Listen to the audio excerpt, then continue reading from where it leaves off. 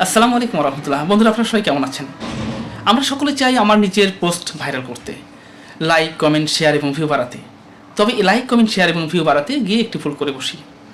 সেটা হচ্ছে যে আমার বাসায় আর যে অন্যান্য ফোনগুলো রয়েছে, নিকটাত্মীয়দের যাদের ফোন বা আইডি রয়েছে, সেই আইডিতে ঢোকার পরে কী করি, আমি আমার নিজের আইডিতে লাইক, কমেন্ট, শেয়ার এবং ভিউ বাড়ানোর জন্য আপ্রাণ চেষ্টা করি।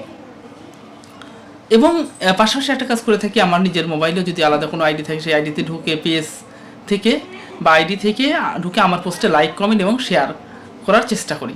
এতে করে কি ক্ষতি হয়, ফেসবুকে যে রবট রয়েছে তাতে একটা মেথড রয়েছে, এই মেথড থেকে অটোমেটিকলিভাবে একই রাউটার থেকে লাইক, কমেন্ট, শেয়ার করা হচ্ছে কিনা এটা শনাক্ত করা হয়। আর যখন এই মেথড ফেসবুক পেয়ে যায়, তখন আপনার আইডি রিস্ক ডাউন করে দেওয়া হয়। সুতরাং আমরা চালাকি করতে গিয়ে ফেসবুকের কাছে ধরা খাবো, এমন ভুলটাকেও না করি। আজকে পর্যন্তই। আল্লাহ হাফিজ।